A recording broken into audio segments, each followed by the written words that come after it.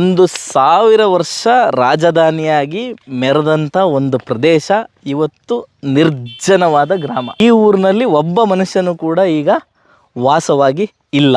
ಸುಧಾಮೂರ್ತಿಯವರು ಬಂದಾಗ ಏನು ಹೇಳಿದರು ಅಂತ ಹೇಳಿದರೆ, ಇದೇನಾದರೂ ಇದೇನಾದರೂ ಬೆಂಗಳೂರು ಆಸುಪಾಸು ಇದ್ದಿದ್ರೆ ಬಹುತೇಕ ಸಿನಿಮಾ ಶೂಟಿಂಗ್ಗಳು ಇಲ್ಲೇ ಆಗ್ತಿದ್ವು.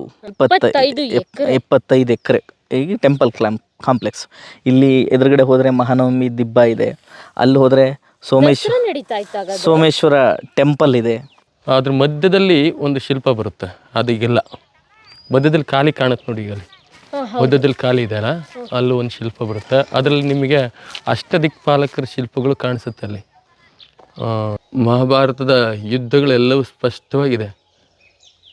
ಅಲ್ಲಿ ಕೆಳಭಾಗದಲ್ಲಿ ಕಾಣಿಸುತ್ತಲ್ಲ, ಅದು ಗದಾ ಯುದ್ಧ, ಭೀಮನಿಗೂ ದುರ್ಯೋಧನಿಗೂ ನಡೀತಕ್ಕಂಥದ್ದು. ಬಪ್ಪಗೌಂಡ ಅಂತ ಹೇಳಿದ್ರೆ ಈ ನಾಗರಕಂಡ 70 ಆಳ್ತಕ್ಕಂಥ ಈ ರಾಜಧಾನಿಯ ದಂಡನಾಯಕ.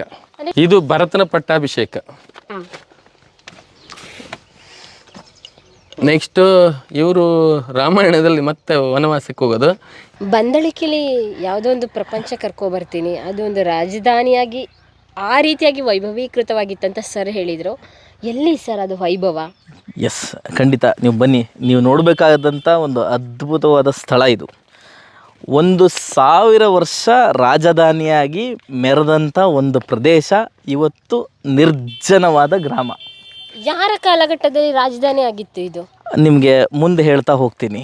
ಸೊ ಕನಿಷ್ಠ 1000 ವರ್ಷ ರಾಜಧಾನಿಯಾಗಿ ಮೆರೆದಂಥ ಈ ಊರು ಇಂದು ನಿರ್ಜನ ಪ್ರದೇಶ, ಬೇಚಾರಕ್ ಗ್ರಾಮ ಅಂತ ಕರೀತಾರೆ. ಈ ಊರಿನಲ್ಲಿ ಒಬ್ಬ ಮನುಷ್ಯನು ಕೂಡ ಈಗ ವಾಸವಾಗಿ ಇಲ್ಲ. ಕಂದಾಯ ಇಲಾಖೆ ದಾಖಲೆ ಪ್ರಕಾರ ಮಾತ್ರ ಬಂದಳಿಕೆ ಅನ್ನೋ ಹೆಸರಿರೋದು ಬಿಟ್ಟರೆ ಈ ಊರಲ್ಲಿ ಯಾರೂ ಕೂಡ ವಾಸವಾಗಿ ಇಲ್ಲ.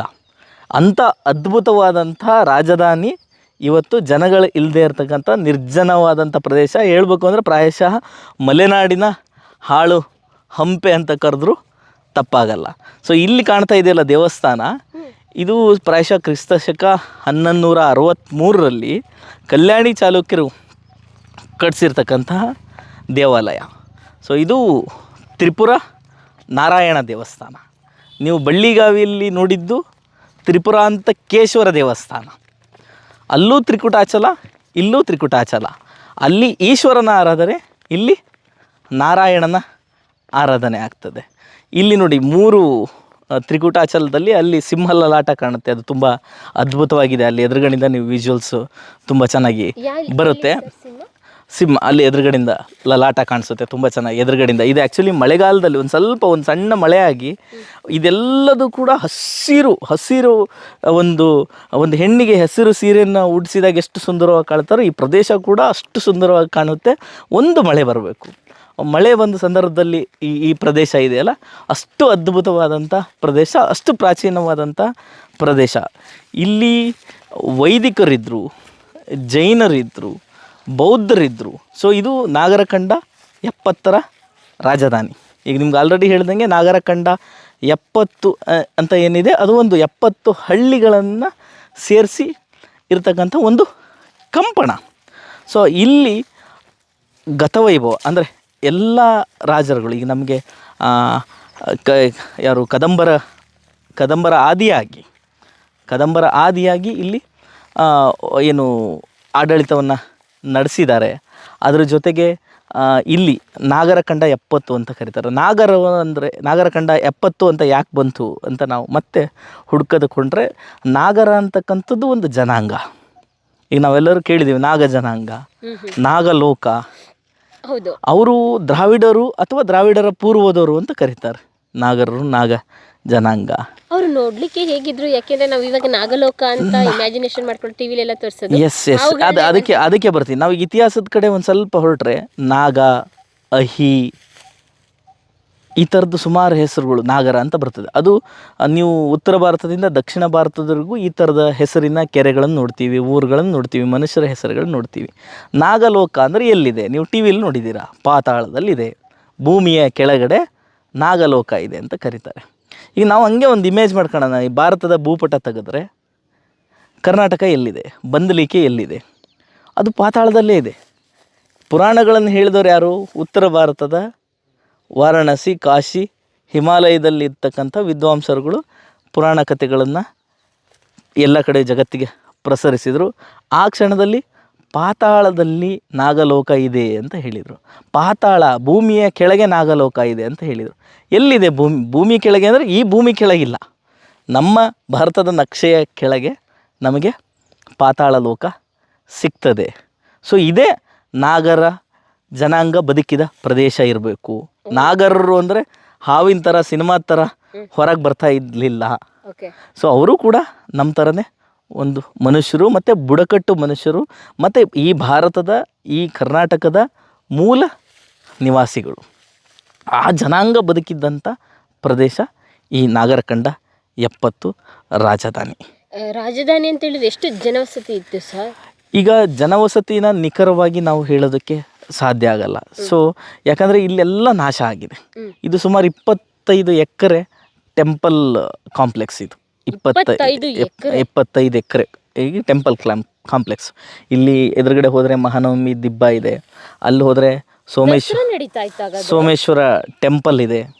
ಸೊ ನಿಮಗೆ ಇಲ್ಲಿ ಇರುವ ಜನಪದರ ಕತೆ ಪ್ರಕಾರ, ಅಂದರೆ ಬಾಯಿಂದ ಬಾಯಿಗೆ ಬಂದಿರುವ ಜನಪದರ ಕತೆಗಳ ಪ್ರಕಾರ, ಇಲ್ಲಿರೋ ಕೆಲವರು ಹಿರಿಯರು ಹೇಳೋ ಪ್ರಕಾರ, ಅಂದರೆ ಆ ಕತೆಗಳನ್ನೆಲ್ಲ ನಾವು ನೋಡಿದಾಗ ಮೊದಲಿಗೆ ಪ್ರಾಯಶಃ ವಿಜಯನಗರ ಸಾಮ್ರಾಜ್ಯಕ್ಕಿಂತ ಪೂರ್ವದಲ್ಲಿ ಇಲ್ಲಿ ದಸರಾ ನಡೀತಾ ಇತ್ತು.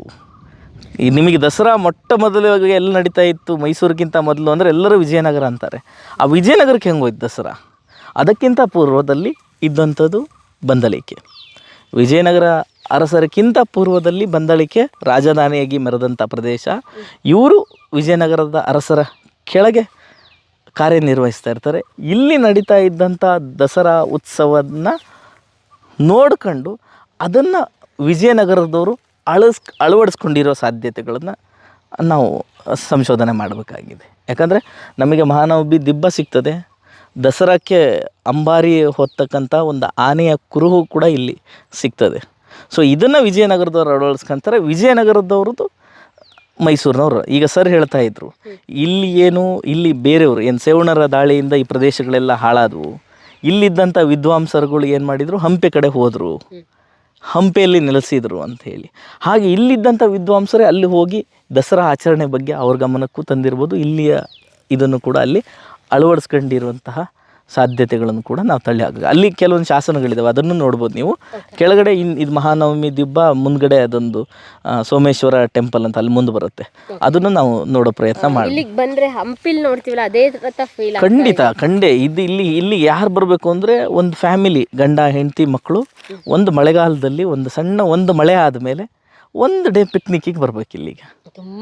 ತುಂಬ ಚೆನ್ನಾಗಿದೆ ಮಕ್ಕಳು. ಇದು ಆ್ಯಕ್ಚುಲಿ ನಿಮಗೀಗ ಬರಗಾಲ, ಇದು ಬಿಸಿಲು ಹಿಂದೆಂದೂ ಕಾಣದೇ ಇರೋಷ್ಟು ಬರಗಾಲ ಬಿದ್ದಿದೆ. ಇಂಥ ಟೈಮಲ್ಲಿ ಇದು ಹುಲ್ಲೆಲ್ಲ ಒಣಗೋಗಿದೆ. ನೀವು ಈ ಗೂಗಲಲ್ಲಿ ಸರ್ಚ್ ಮಾಡಿ ಬಂದಲಿಕೆ ಅಂತ ಹೊಡೆದ್ರೆ ಅದ್ರದ್ದು ಗ್ರೀನಿಶ್ ಆಗಿರೋಂತಹ ಫೋಟೋಸು ನಿಮಗೆ ಗೂಗಲಲ್ಲಿ ಸಿಗುತ್ತೆ. ಅದನ್ನು ನೋಡಿಬಿಟ್ರೆ ಇದು ಭೂಮಿ ಮೇಲಿನ ಸ್ವರ್ಗ. ಇನ್ಫೋಸಿಸ್ ಪ್ರತಿಷ್ಠಾನದ ಅಧ್ಯಕ್ಷರಾದಂಥ ಸುಧಾಮೂರ್ತಿಯವರು ಬಂದಿದ್ದರು ನಮ್ಮ ಜೊತೆಗೇನೆ. ಸುಧಾಮೂರ್ತಿಯವರು ಬಂದಾಗ ಏನು ಹೇಳಿದರು ಅಂತ ಹೇಳಿದರೆ, ಇದೇನಾದರೂ ಬೆಂಗಳೂರು ಆಸುಪಾಸು ಇದ್ದಿದ್ರೆ ಬಹುತೇಕ ಸಿನಿಮಾ ಶೂಟಿಂಗ್ಗಳು ಇಲ್ಲೇ ಆಗ್ತಿದ್ವು. ಇಲ್ಲೇ ಆಗ್ತಿದ್ವು. ಸೊ ಅಂಥ ಪ್ರದೇಶ ಆ್ಯಕ್ಚುಲಿ ಅಷ್ಟು ಅದ್ಭುತವಾದ ಪ್ರದೇಶ. ಅವ್ರು ಬಂದಾಗ ಇನ್ನೂ ಗ್ರೀನಿಶ್ ಆಗಿತ್ತು. ಅದಾದ ನಂತರ ಖ್ಯಾತ ಸಾಹಿತಿಗಳು ಕುಂಭ ವೀರಭದ್ರಪ್ಪನವರು ಈ ಭಾಗಕ್ಕೆ ಬಂದರೆ ತಾಳಗುಂದ ಬಂದಲಿಕೆಗೆ ಭೇಟಿ ಕೊಟ್ಟೇ ಹೋಗೋದು. ಸೊ ಅಂದರೆ ಈ ಪ್ರದೇಶದ ಮೇಲೆ ಅಷ್ಟು ಒಂದು ಒಲವಿದೆ. ಸೊ ಅಂದರೆ ಅಷ್ಟು ಅದ್ಭುತವಾದ ಇತಿಹಾಸನ ಒಳಗೊಂಡಿದೆ. ಕೈ ಬೀಸಿ ಕರೀತೆ ಸರ್. ಎಂತವರಲ್ಲಿ ರೋಡಲ್ಲಿ ಹೋಗ್ತಾ ಇದ್ರೆ ಇದೇನಿದೆ ಅಂತ ಬರ್ಬೇಕು ಅಂತ ಅನ್ಸುತ್ತೆ. ಹೌದು. ಇಲ್ಲಿ ಇವಾಗ ಏನಾದ್ರು ವಿಗ್ರಹಗಳಿಲ್ಲ, ಎಲ್ಲದೂ ಕೂಡ ಇದು ಭಗ್ನಗೊಂಡಿರೋ ದೇವಾಲಯನೇ. ಸೊ ಅದ್ ಮೇಲ್ಗಡೆ ಸಿಂಹ ಲಲಾಟ ಇದೆಯಲ್ಲ, ಅದನ್ನು ನೀವು ನೋಡ್ಬೋದು. ಅದ್ಭುತ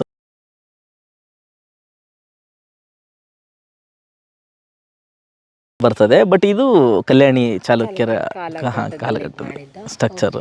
1163ರಲ್ಲಿ ಆಗಿರೋಂಥ ದೇವಾಲಯ ಇದು.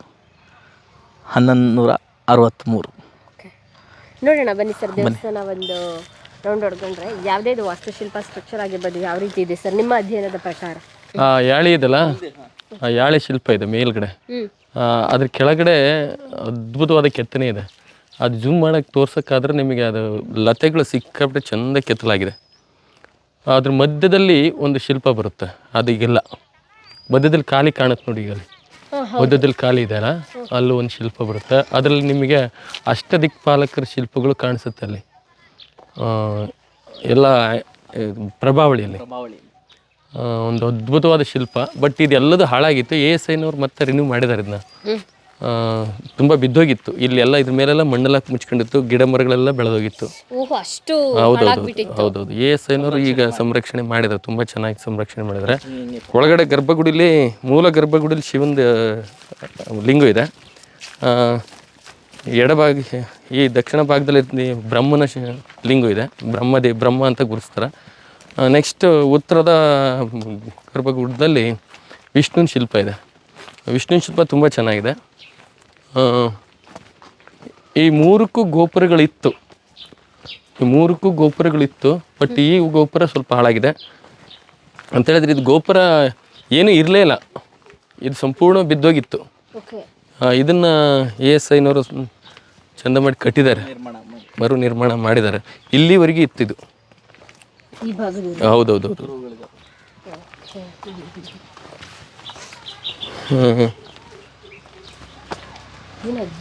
ಕಲ್ಯಾಣಿ ಚಾಲುಕ್ಯರ ಒಂದು ಕಲಾಕೃತಿ ಇದು.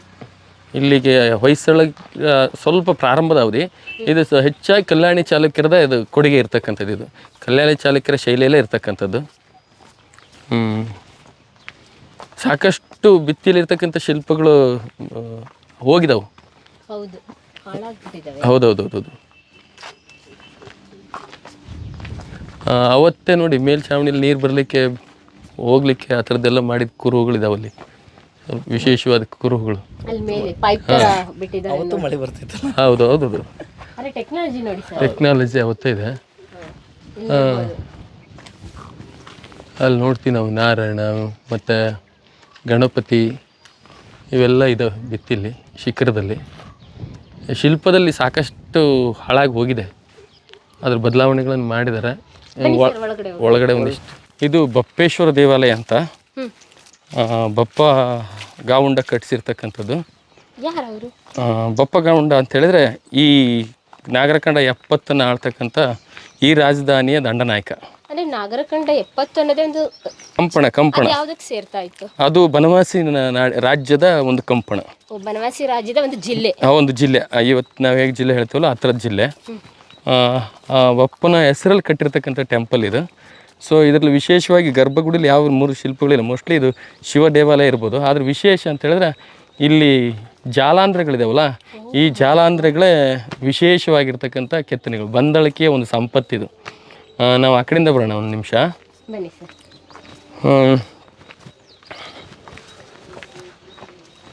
ಇಲ್ಲಿ ನೋಡ್ಬೋದು, ಇದು ಮಹಾಭಾರತದ ಕತೆ.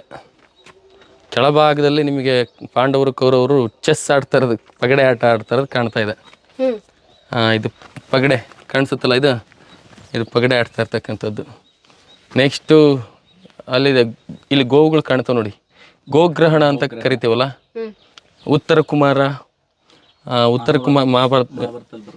ಮಹಾಭಾರತದಲ್ಲಿ ಉತ್ತರ ಕುಮಾರನ ಕತೆ ಬರುತ್ತಲ್ಲ ಅದು. ನೆಕ್ಸ್ಟು ಇಲ್ಲಿ ಮಧ್ಯಭಾಗದಲ್ಲಿ ಮತ್ತೆ ಒಂದು ಕದನ ಏರ್ಪಡೋದಿದೆ. ಅದಾದಮೇಲೆ ಮೇಲ್ಗಡೆ ನೋಡಿ, ಪ್ರತಿಯೊಂದು ಸ್ಟೆಪ್ಪಲ್ಲೂ ಒಂದೊಂದು ಕಥೆಗಳಿದಾವೆ. ಇಡೀ ಮಹಾಭಾರತ ಲಾಸ್ಟಿಗೆ ಪಟ್ಟಾಭಿಷೇಕ ಇದೆ.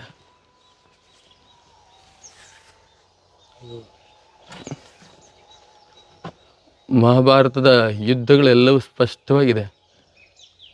ಅಲ್ಲಿ ಕೆಳಭಾಗದಲ್ಲಿ ಕಾಣಿಸುತ್ತಲ್ಲ, ಅದು ಗದಾ ಯುದ್ಧ, ಭೀಮನಿಗೂ ದುರ್ಯೋಧನಿಗೂ ನಡೀತಕ್ಕಂಥದ್ದು.